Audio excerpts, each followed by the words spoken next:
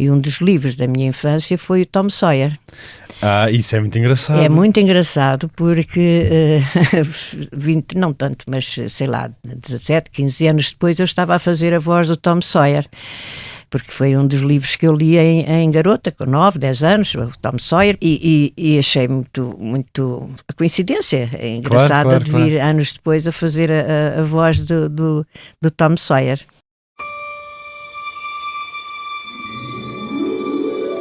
Um menino traquina que detesta andar calçado, ir à escola e ir à missa aos domingos. Um rapaz órfão que vive com o irmão e a tia em St. Petersburg, numa pequena aldeia junto ao rio Mississippi. Tom Sawyer chegou às televisões portuguesas há 35 anos. E com ele veio Ermelinda Duarte, a voz deste aspirante pirata. O meu nome é Tomás Delfim, era uma voz.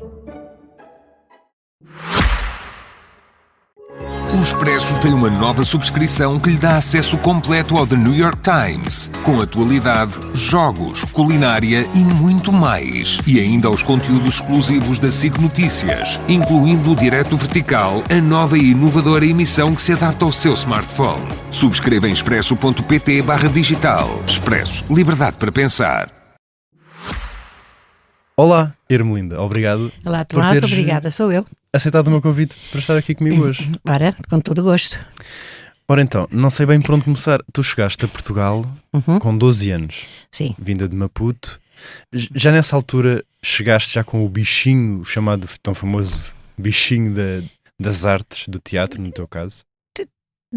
Tanto quanto eu me lembro, quando eu descobri o teatro, era miudinha, na Antão Lourenço Marques, numa companhia do Vasco Santana, que foi lá fazer espetáculos, que era normal as companhias de Lisboa a fazerem idas às antigas colónias, não é? Okay. E faziam uma matina infantil.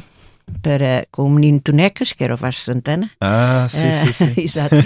E os meus pais levaram a mim e às minhas irmãs a ver o espetáculo e pronto, aquilo fascinou-me. Foi assim uma revelação, não é? Portanto foi logo desde muito nova. Eu teria que, sei lá, os meus 8, 9 anos, não é?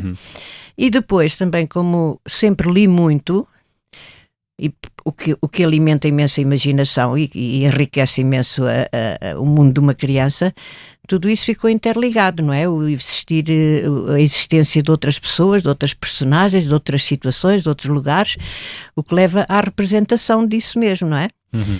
E pronto, e depois também sou do tempo dos filmes do José Lito, que não sei se há muita gente que se lembra, mas era um pequeno artista espanhol com imenso sucesso, cantava muito bem, e os filmes tinham imenso sucesso, o tempo da Marisol, que era uma menina espanhola também, atriz, que tudo isso alimentava a fantasia ligada à representação.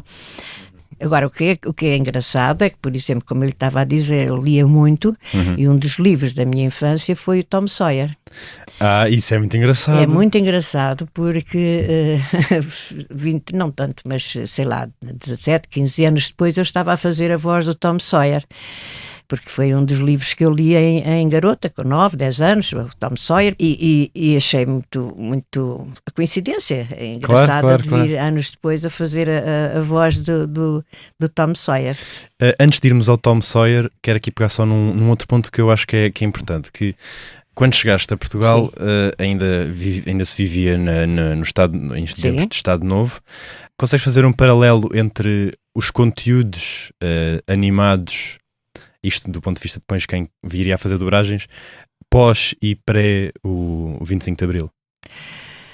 Ora, eu quando vim para cá e, portanto, quando começou a haver séries infantis de animação, que era na RTP, havia só uma série por ano.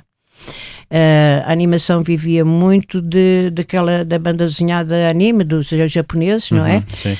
E só depois do 25 de Abril e também com as chegadas das cadeias de televisão é que começou a haver um grande incremento e uma grande importação de desenhos animados, de séries de muitas origens e muito variadas. Portanto, já deixou de haver a supremacia do desenho japonês, que eu não sei porque é que acontecia, porque na altura Eu lembro-me de termos gravado 4, 5, 6 séries de animação, todas de origem japonesa, e isso depois desapareceu, não, continuou a haver, mas vieram depois de muitas outras origens, nomeadamente da Inglaterra e da América. E França também. E de França também. Sim. Então já havia, antes era muito mais... Era muito mais restrita, até porque a programação infantil também era muito poucas horas por dia, não é? Sim. Passando aqui para a questão das dobragens, chegou uma dada altura em que, já quando fazia teatro, que terminou a sua carreira, digamos assim, em cima do palco, para se dedicar somente às dobragens. Aliás, eu comecei pelo teatro, não é? Sim, exatamente. Comecei pelo teatro. As dobragens vieram depois. E, portanto, fiz teatro seguido, constantemente, durante 15 a 6 anos, mais ou menos, já não me lembro bem. E depois parei, por razões até familiares e de tempo. Precisei de facto parar, tinha uma filha pequenina que eu mal via, que quase nem sabia, não havia tempo para ela e achei que não era bom, não era aconselhável. E então passei de facto a fazer praticamente só as dobragens. Isso na altura era viável em termos de sustentável, em termos financeiros? Sim. Era razoavelmente bem pago. Depois é que começou a ser mais complicado e os preços começaram a baixar, ou seja, os pagamentos começaram a descer, porque também começou a haver muita gente a fazer esse trabalho, muita gente também que nem sequer eram atores profissionais e que, de certa forma, começaram a aceitar preços que o ator profissional não aceitava. Ou seja, eu recusava um trabalho, mas porque pagavam-me 100, eu dizia não, só quero 150, mas havia logo alguém que fizesse por 70. Quer dizer, pronto, isso estragou muito porque nós não temos tabelas, não temos propriamente um sindicato atuante, certo. Não há tabelas, não há regras, não é? Portanto, a pessoa só se pode valer da sua qualidade para ser minimamente bem paga, não é? E na altura não, na altura do começo das dobragens, de facto era compensador. E viria a ser uma família de dobradores, até porque a Helena... Sim, essa começou muito pequenina, ela começou muito pequenina a fazer dobragens. E ainda hoje faz e dirige também. Para quem não está a par, Helena Montes, estamos a falar exato. Uma voz icónica também de muitas personagens. Sim. Ela também faz teatro, não é? Mas faz também muitas das dobragens. Até porque nos viu sempre... esteve sempre muito em contacto com esta atividade, como é natural. E começou a dobrar, tinha os seus 9 ou 10 anos. Fazia vozes de criança, claro. Aliás, começou, se não me engano, até a dobrar imagem real. Foi quando o meu marido dirigiu a versão portuguesa da Mala de Cartão, da história da Linda de Sousa. E a primeira parte da série, que aquilo foi passado ao filme, mas foi passado na televisão em episódios, a primeira parte é a infância da Linda de Sousa. E a Helena, a minha filha, dobrou essa garotinha, que teria a idade dela, 9, 10 anos. Começou bem nova então também. Sim. Passou o legado da dobragem para... Sim, e com muito instinto para esta atividade. Uma coisa que está aliada também ao 25 de Abril e uma coisa que também aproveitou para deixar a marca à sua voz foi uma música, Somos Livres, lançada em 75. Sim. Isto foi um reflexo involuntário do Olívio de Abril? Não, a história do Somos Livres está ligada intrinsecamente ao teatro. Eu, na altura, estava na Companhia Teatro Estúdio de Lisboa, dirigida pela Luzia Maria Martins e Helena Félix, e foi o primeiro espetáculo que fizemos depois do 25 de Abril. Era um texto da Luzia Maria Martins. Eu já tinha colaborado, já tinha feito por várias vezes algumas canções para outros espetáculos, pequenos apontamentos musicais, e ela veio ter comigo e pediu-me, nesse espetáculo aliás apareciam mais uma canção minha, mais 2 canções, e ela pediu-me uma canção para fechar o espetáculo, uma canção que toda a gente cantasse. Foi a única coisa que ela me disse. Não me pediu tema, nem nada, uma canção, liberdade, evidentemente, mas que toda a gente cantasse. Pronto, eu depois fui pensar no assunto, evidente, para que toda a gente cante, precisa de ser repetitiva até certo ponto, precisa ter uma melodia intuitiva, E foi que fiz. Aliás, devo dizer que a primeira versão, a música, foi recusada. A Luzia não gostou porque achou demasiado marcial. Eu fiquei muito aborrecida, porque a pessoa acha sempre que fez uma coisa muito boa, e os meus colegas diziam, não faças nada, está ótimo, mas não. É claro, fui pensar no assunto e então modifiquei a música, e essa sim foi a que ficou, mas ela nasceu para o teatro, não nasceu para fazer, porque eu não sou cantora, não é? Sim, aliás, cantei muito no teatro, mas sempre ligado aos espetáculos, nunca pretendi fazer carreira disso. És uma mulher com várias valências. Sim, e depois as dobragens também têm isso de muito bom, é que nós cantamos imenso nas dobragens, quem consegue cantar, evidentemente. Sim, claro. E nesse aspecto, por exemplo, eu tive um privilégio enorme de, durante quase 20 anos, trabalhar com o José Mário Branco. De que ele fazia a direção musical de muitas das séries que eu fiz para a RTP. Sim. E isso é uma experiência de facto que eu guardo com um imenso carinho, porque ele era uma pessoa excepcional e com versões portuguesas das canções que nós tínhamos de fazer, muitas vezes mais ricas e melhores do que as originais. Porque o Zé Mário era um poeta e era um homem de grande sensibilidade e foi um tempo muito bom. Aliás, trabalhei com ele durante muitos anos e trabalhei também com a Amélia Muge, com a Maria do Amparo, até certo ponto também o Paulo de Carvalho. A RTP escolhia de facto gente muito boa para colaborar nas dobragens, na direção musical das séries que se dobravam. E faz parte da magia de um bom trabalho, não é? Sim, sim, sim. Não é e só o dobrador, as séries também eram muito, muito boas. Pelo menos no que me toca a mim, eu fiz séries que ainda hoje... de que me lembro e que ensinavam imenso, divertindo muito. Séries da Warner Brothers, séries do Jim Henson, era de facto, e na altura também não havia assim tantas séries como hoje. A gente hoje abre a parte infantil de qualquer canal e há séries seguidas, imensas, não é? Para já não falar dos canais especificamente infantis. Ora, é evidente que dentro de muita coisa boa também vem muita coisa que não interessa, que não acrescenta nada às crianças, não é? E na altura, até aqui há uns anos atrás, as séries que a RTP emitia eram de facto muita qualidade. E por falar em muita qualidade, vamos então saltar aqui ao Tom Sawyer, porque estreou em Portugal em 81. Sim. Como é que foi ser Tom Sawyer, além deste facto curioso que eu não sabia, que era que lias os livros quando eras mais... Sim. Lia-se e eu não sei, tenho a impressão que eu li mais na minha infância do que muitos adultos li durante toda a vida. Eu na altura já tinha... A primeira vez que eu dobrei para uma série foi, curiosamente, a substituir a Eunice Munhoz. Ou seja, era uma série chamada Diário das Fábulas, numa altura em que só havia um canal e só havia muito pouco tempo de emissão infantil. Isto foi e já tinha, em que ano, mais ou menos? Foi, ora bem, em 69, para aí. Pronto, foi no fim da década de 60. Sim. Chamava-se Diário das Fábulas e já tinha havido uma primeira temporada em que, além de João Lourenço, Irene Cruz, João Perry, Jorge Val, havia também a Eunice Munhoz. Mas a Eunice, na altura, foi fazer uma turnê à África, com a companhia de teatro em que estava, e, portanto, faltava a voz da Eunice. E telefonaram-me para eu ir fazer a substituição da Eunice. Na altura nem se fazia casting, a pessoa ia e também se via logo se era capaz ou não era capaz de fazer, não é?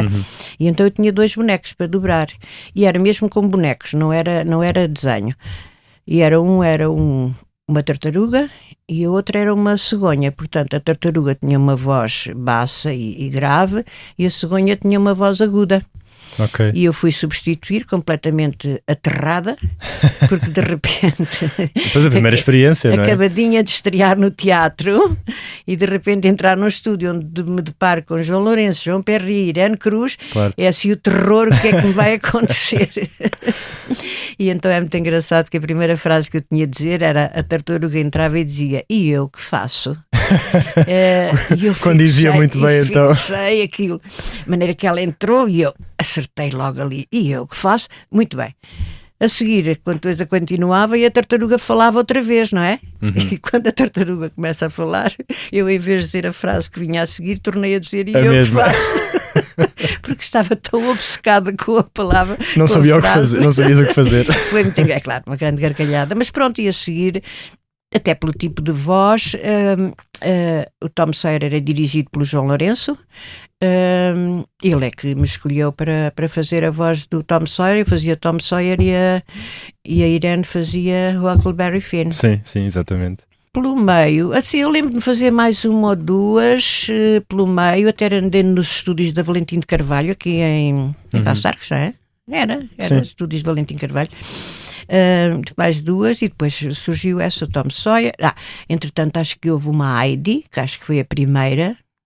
Uma primeira versão. Sim, houve Heidi, houve o Marco também. Isso foi depois. O Marco Marco já foi depois ok, do Tom Sawyer, que eu também fiz o Marco.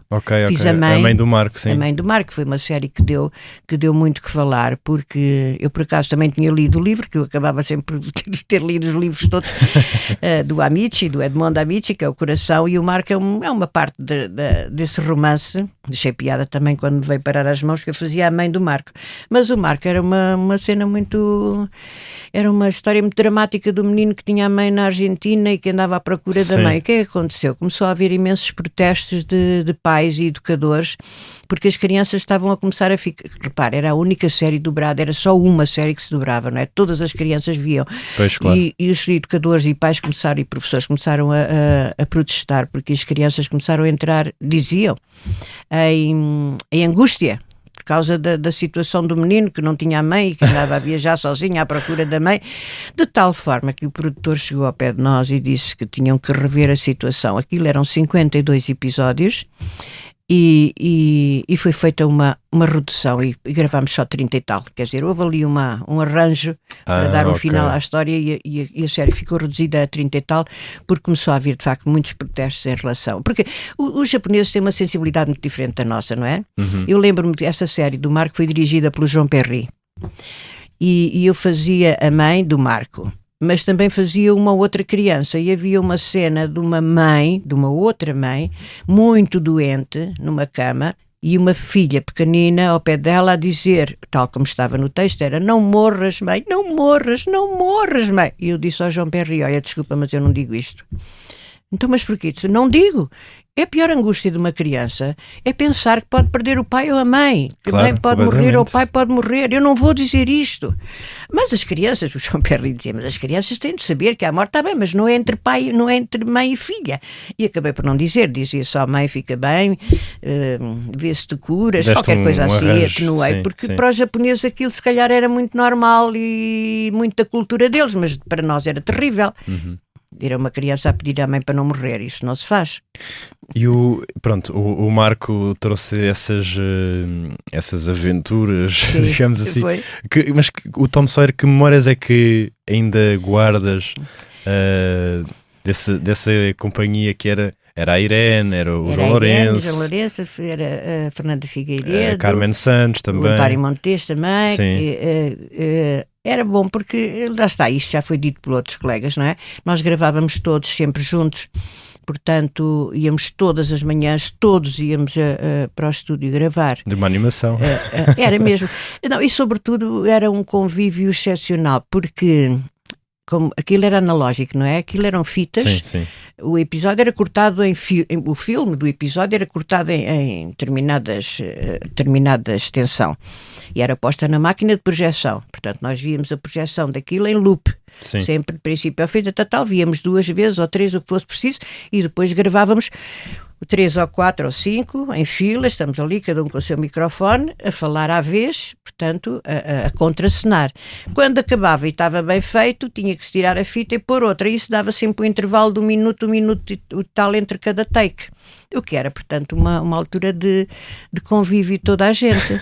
Depois, mais tarde, quando entrou o digital, isso acabou. E eu, por exemplo, uma pessoa com quem eu tenho gravado muito, que é o Fernando Luís, às vezes, quando via gravar, agora já na fase do digital, dizia: pai, eu quando vinha gravar, antigamente é que era bom, porque de facto eu vinha era para o convívio, não era para não trabalhar. Era para E sozinhos não há convívio, não é? Claro, há convívio entre o diretor e o ator. O técnico, sim. E o técnico, exato.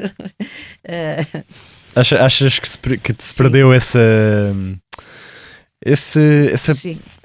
companhia que havia no processo? Sim, e acho... É mais solitário agora? É mais solitário, pode ser às vezes talvez um trabalho mais minucioso, visto que estamos só com uma pessoa, está uma pessoa só, e pode-se ser mais minucioso no trabalho, porque não há fitas, não há cá mudanças de material, portanto pode sempre voltar atrás, e depois também pode sair as coisas mais corretas, porque antigamente bastava nós acertarmos todos minimamente, aliás, porque é engraçado, nós tínhamos que ser gente muito especial a fazer as dobragens quando era no analógico. Porquê?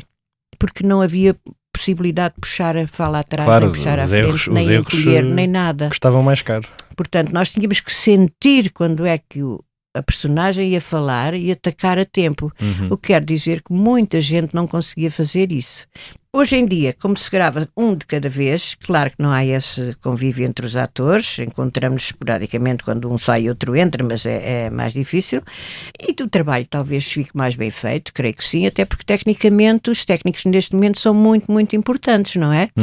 Eles conseguem por vezes, de uma frase que não está rigorosamente certa, tornar aquilo muito certo e muito correto. E depois há outro problema, onde um técnico é fundamental, que é a dobragem vive muito credível, a dobragem credível, mais na imagem real do que na animação, no desenho animado, vive muito do acerto do lip sync, dos lábios, não é? Sim. E importante aí são as labiais. As consoantes labiais são fundamentais para uma boa dobragem. Agora, nós não temos a mesma língua do inglês, por exemplo, é completamente diferente. Se eu disser I saw the man, este M não tem correspondência em português. Eu vi o homem. Claro. Onde é que vai calhar? O homem começa logo com a boca aberta, não é? I see the man, ou I saw the man. Um técnico é capaz de, e também o ator, claro, de fazer puxando o português um bocadinho atrás, fazer com que o O seja ligeiramente antecipado, sim, para que o homem seja onde ele diz man. Pronto, e é aí que de facto há que contar com muito bons técnicos que os há de facto e que são uma grande, grande ajuda. Lá está. É o juntar de várias ferramentas. Exato, porque há coisas que é impossível de acertar. Por exemplo, quando uma personagem, humana ou não, grita help, não é? Sim, ajuda completamente. Ou socorro, ou ajuda não tem nada a ver, não é? Claro. Se estiver então em grande plano é desastroso. Por vezes tem que fazer um grito, porque senão é impossível pôr num help, pôr um socorro ou um ajudem-me, não é? É complicado, e como o meu marido é que dizia muitas vezes, milagres só Deus Nosso Senhor, porque de facto não é a mesma língua. Agora aí é que pode entrar a inteligência artificial, que consegue pôr as pessoas, seja de que nacionalidade for, a falar em outras línguas, não é? Isso é uma preocupação tua? Não minha propriamente, porque eu já estou na parte final da minha carreira, digamos, não é? Não digas isso. Por acaso ainda amanhã vou gravar uma coisa com o Zé Jorge, mas pronto. Mas é preocupação na medida em que pode vir a tirar trabalho a muita gente, não é? Para já, por razões práticas.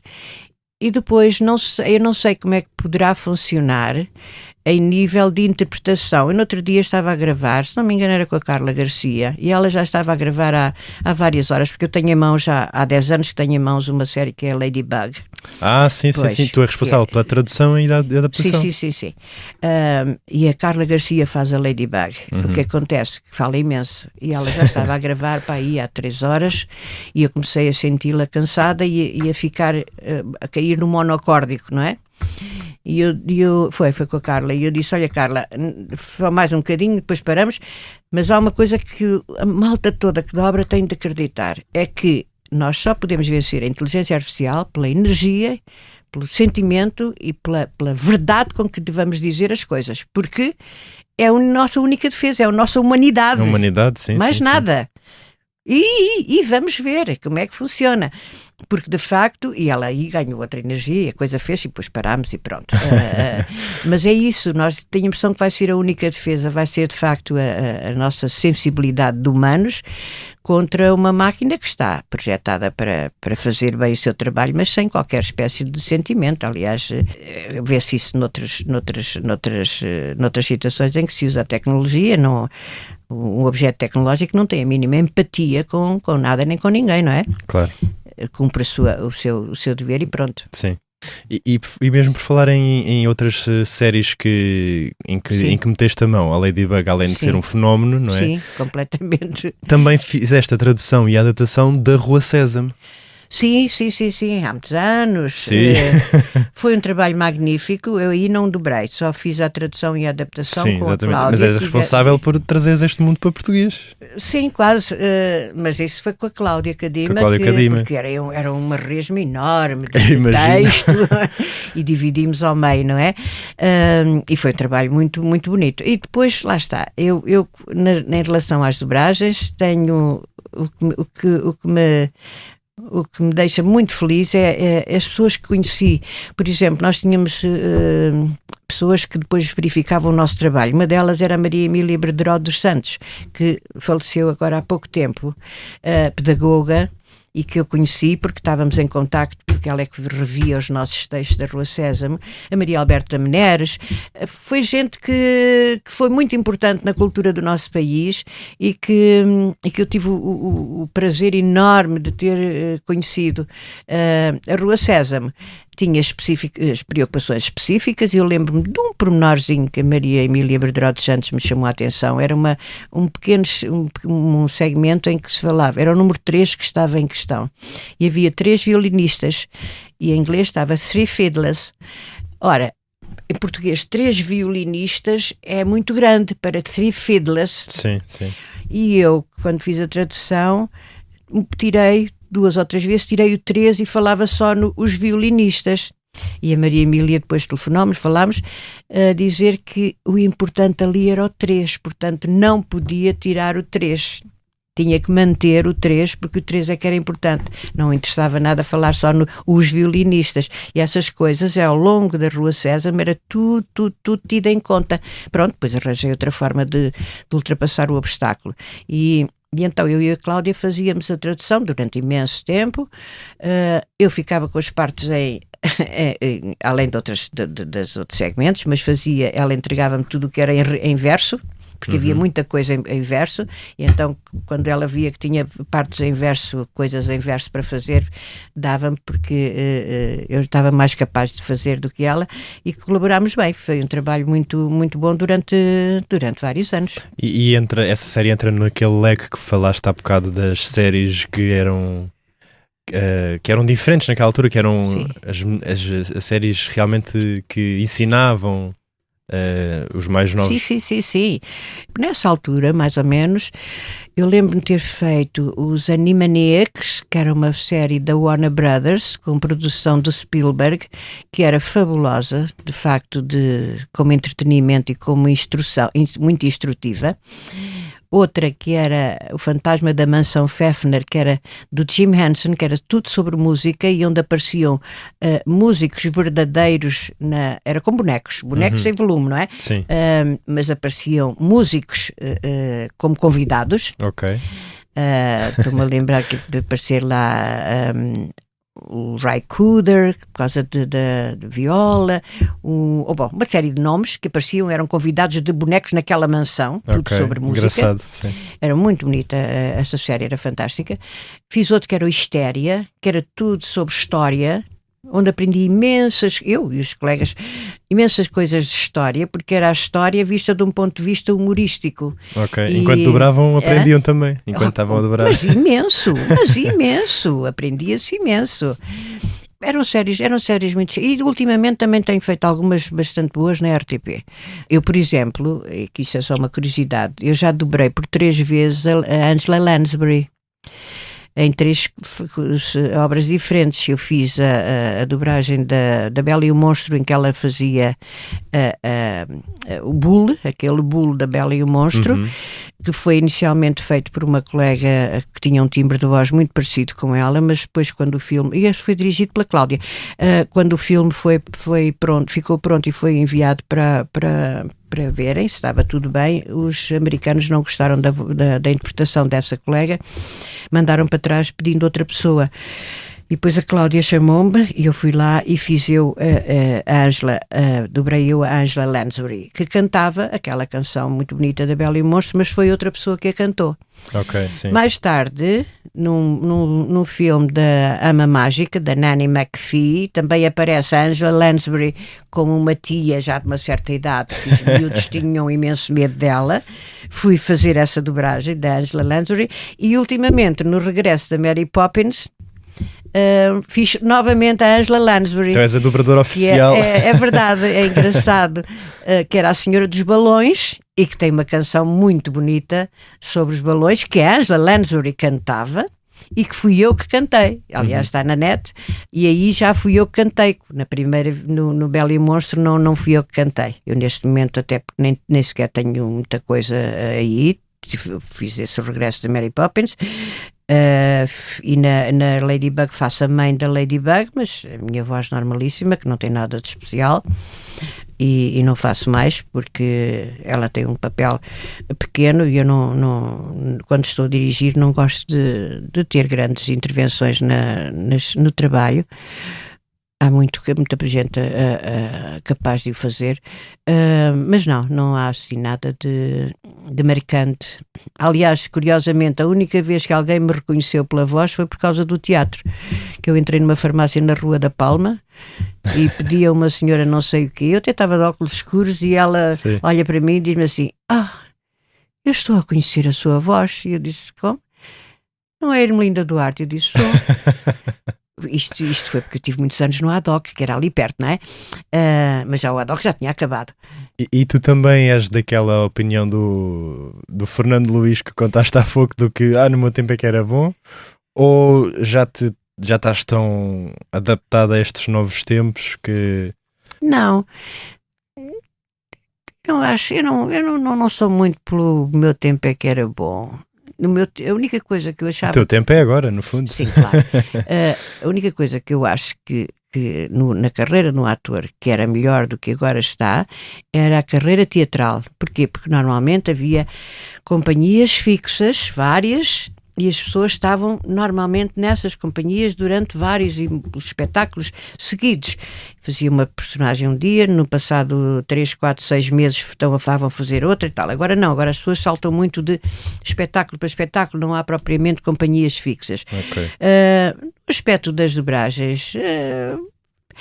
A única coisa que de facto sinto falta, e se calhar Fernando Luís também, é do tal convívio, que estávamos todos sempre na paródia, nos intervalos, e aconteciam coisas extremamente cómicas.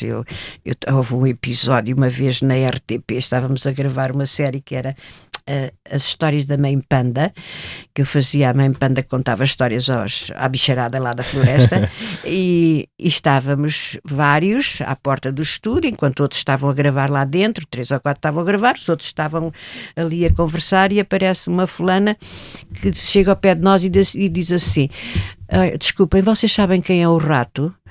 E eu digo: o Rato... E lembro que estava o António Feio, o Luís Mascarenhas, e eu disse: Luís, tu és o Rato? E o Luís: não, o Rato é o António Feio. António, tu és o Rato? E a rapariga estava a olhar para mim com um ar alucinado, e de repente eu digo: ai, desculpe, está à procura do Rato Machado, que era um funcionário da RTP, que tinha o escritório muito pertinho da entrada do estúdio. Então ela perguntou-me quem era o Rato, eu achei natural, nós havia ratos na série. Essa história ficou célebre. A rapariga pensou que eu estava a gozar com ela, claro. Só que havia um funcionário que era o Rato Machado, que estava ali muito Muito perto de nós. E como essa deve haver muitas outras, Sim, claro. sim, era engraçado. São boas memórias, então. São. Claro que também havia chatice às vezes, Claro. não é? Como ainda hoje há, mas pronto. Exato. Mas isso faz parte. Irmelinda, olha, Sim. muito obrigado por esta conversa, foi Pois, muito bom tá receber-te bom. aqui. Olha, espero não ter sido repetitivo em relação ao que os meus outros colegas tenham dito, porque isto acaba por ter dado tudo ao mesmo, não é? Não, claro. Foi agradável, Muito obrigado. sim senhora. Muito obrigado também assim desse lado por nos ter acompanhado nesta viagem ao passado. O meu nome é Tomás Delfim. Este podcast conta com a coordenação de Joana Beleza e João Martins, fotografia de José Fernandes e direção de João Vieira Pereira. Se tiverem sugestões, enviem-nos para podcasts@empresa.pt. Era uma voz e continuará a ser